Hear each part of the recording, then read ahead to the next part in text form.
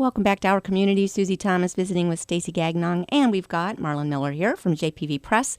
And Stacy, before we get to the book, and this is why I am so grateful that you're able to stick around and visit with us tomorrow as well, because we've got quite a few things to talk about with you. But tell me about your family. Tell me about the individual children who are now part of the Gagnon family. Well, we are incredibly lucky. We have the coolest kids.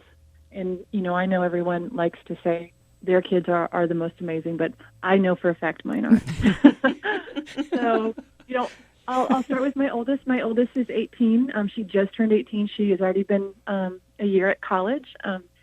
She's definitely the quintessential oldest child, very, very responsible. And her name is Bailey. And she's into theater, which we never were, so it's interesting to learn a new language, I guess. My second oldest is Silas. So Bailey and Silas are both our biological children, and he is the gentle giant. He is 15 and 6'3", and we like to say the locusts descend when him and his friends are at the house, and basically clean out our food pantry. Yeah, you have a teenage boy. Yeah. Exactly. And so then our next three in line are Isaac, Ellie, and Joel, and they came to us when we started doing foster care. My oldest daughter was born with a congenital heart defect, and so we went through many, many years of surgeries and scary moments where we almost lost her, and really learned kind of to weather some medical things as a parent. And so when we started doing foster care, our second placement, we were asked if we would take a medically fragile infant. And so medically fragile is actually a component of foster care. These are children that are placed in the system who are not able to be cared for in a typical foster home. They are placed into what is called a medically fragile foster home. And so we ended up getting certified to do medically fragile children. What was involved with that? I don't mean to interrupt, but what was involved in that? Because that's like an extra step. You would think that the process would be more than it was. It was a 6-hour training on medication management. And okay, I would have thought you'd needed a nursing degree. You would think that, but no. And I will tell you, I am a nurse now. I went back to school and got my RN. Good. I'm in some ways glad I didn't know then what I know now. Right. So, because I've had children that have been vented and trached, feeding tubes, pulmonary hypertension, oxygen, all the things you can imagine that would be in kind of a hospitalized nursing situation. I had in my home. Oh my gosh. And I would learn from the hospital when I picked the child up, and then I would bring them home, and I would just, I would be researching things and talking to my friends that were nurses, or, and it was incredibly scary and overwhelming, but incredibly amazing, because when you take a child who's been so sick for a long time, and you see them just emerge through love and care and good medical care, it's kind of the stuff that you become addicted to, in the sense like, oh my gosh, this is like unbelievable. I just saw a child who was on death's door, who's now sitting up and playing with toys and smiling at me. And so that was what our first placement. He was incredibly, incredibly ill. We were told he'd never function. He was really, really injured badly by his parents.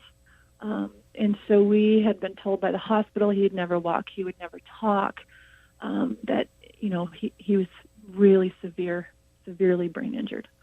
Well, fast forward, that's my son Isaac. He is in the gifted program at our school, which oh my goodness. Qualified as being highly gifted in math. He basically surpassed everything they ever thought he would do and more. And, it was just a miracle from God. Absolutely. And so we started with that, and we've had over 30 kids through our home. And Ellie and Joel came to us around the same time as Isaac, and they both were also considered medically fragile, and they didn't have the extreme nature that Isaac did. they just had a bunch, a whole host of other different things going on. And so, we like to say you have a child that lives in your home for a year and a half, and then it's not so hard when they're calling you mom and dad that they're going to stay forever. You're going to keep them forever. Right. You realize like this is my baby. Yes. And typically with medically fragile, reunification is the goal for foster care, but a lot of the families that we deal with cannot handle the medical care of a medically fragile child. And so that's a lot of those children end up sitting on adoption lists for a long time. Right. Because their parents can't do it, and no one would probably think like, hey, this would be good to do for a lifetime. And so we ended up being done at 5. We were done. Of course, yeah. After we adopted Joel. I'm thinking not. Yeah, we laughed, so we were done. And we ended up, I ended up on social media, and I saw a post about orphans in Eastern Europe with special needs. And I automatically thought of Joel, because Joel has vision issues, and he's deaf, and he's got a craniofacial defect, so he looks very different. And I realized as I was looking at this that if he was in Eastern Europe, he would have been placed in an orphanage at birth and more than likely be dead by the age of 5. Because statistically, we know that these children, especially special needs children in orphanages, they die at an alarming rate. And so we ended up like starting to advocate for other families to maybe do this, because that seems really insane to have $30,000 and fly across the ocean and pick up a special needs child unseen from an orphanage and bring them to your home. So we thought we could convince other people to do this. Oh my goodness! And we're like, we'll help you fundraise. Let us talk about this, and we can help. This would be like our children that, Joel, like we can help. And that was when we recognized that no, that God was asking us to do that. So we ended up going to Eastern Europe to bring home Israel. And I will tell you that Israel is what changed the trajectory for our lives as far as orphan care and understanding the world outside, I guess, of my little suburban bubble, right? And so it was horrible. It was the worst thing I've ever seen in my entire life. Walking into an orphanage where it's completely silent and there's 300 children there. And age, like what ages are we talking about, Stacy? I was in what's called a baby home, and it was 0 to 3 or 4. And so those are important years as far as a child's development, very critical years. And so there they are among 300 getting whatever care they can get. And it's minimal. So this is going to be a tough year. But when I walked in, they first handed me Israel, and Israel has spina bifida. And I'm going to admit openly that I was horrified. He smelled like urine, and his teeth were decayed, and he looked feral. And I remember leaving the orphanage that day and going back to my hotel and just praying that God would take this from me, that I was ruining my life if I chose to bring him home, because I couldn't. I'm like, I can't do this. I can't do this. And I was praying, and I've determined I've spent a lot of time crying on the bathroom floor. So I'm praying on the bathroom and crying on the bathroom floor in a hotel in Eastern Europe. And I just asked God, I'm like, God, just show me what you see, because I can't do this right now. Well, I went back the next day, and they told me that he couldn't visit me in the visitor area, that they needed to take me back to his section. And just so you understand that we're not, people visiting orphanages are not taken back beyond the visitation sections. And so they took me back to his section, and on the doorway was a sign, and I asked the translator, I'm like, what does that say? And he says, that says the section of the malformations.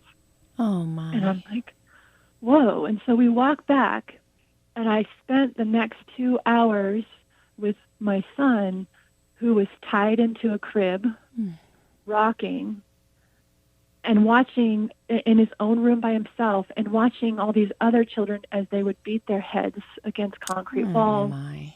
They chewed their hands till they were bleeding, and it was horrifying. And it was then they came in to get me, and they said, "We heard you're a nurse. Can we take you to help these other kids?" And I remember like thinking like, "Dear God, don't make me go see more than what I've just seen," because I knew what I was about to see was going to blow my world. Mm-hmm.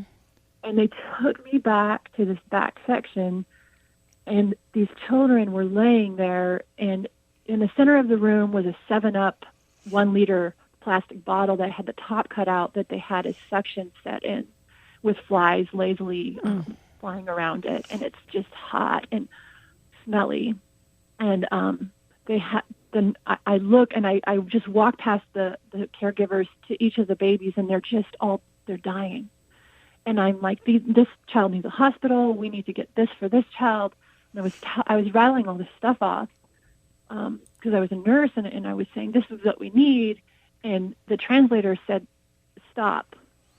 They want you to bring extra suction in the tubes that go down their nose into their stomach, which are called NG tubes, because they're using the same one on every child. Oh, my gosh. These children are here to die.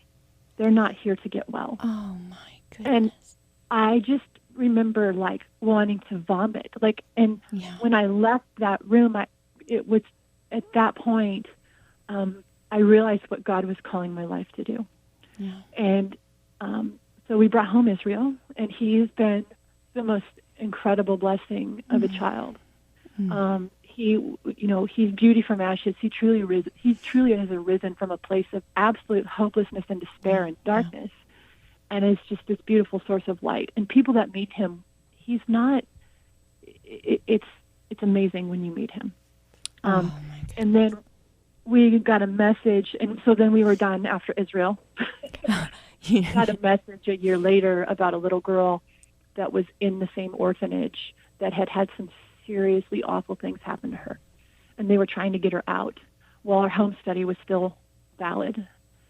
And that was when we felt again like the call of God, just saying, go get your daughter.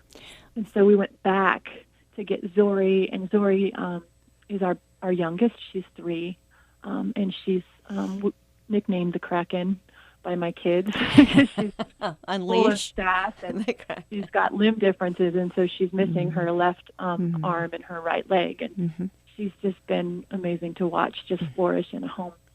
And then we have 2 foster babies in my home too, and so we're very busy most of the time. But our kids are just incredible. They help each other, and we like to say that where one kid is maybe missing an arm or can't hear well or something, another kid is going to step in and kind of fill in. And we say that even for my husband and I, where we're lacking, we all fill in for each other. Mm-hmm. Wow. Okay. Well, very much like your family saying we're done, and that, well, no, not really. We're done, Stacy. Well, no, not really. Please come back tomorrow. We've got to have you back to talk a little bit more about this international program that you've got going. And my goodness, we need to talk about Cowboy Joel and the Wild Wild West. So we are going to have Stacy Gagnon back again tomorrow. Thank you so much for joining us today. And Marlon, you'll be here again tomorrow? Absolutely. Thanks so much for joining us today on Our Community.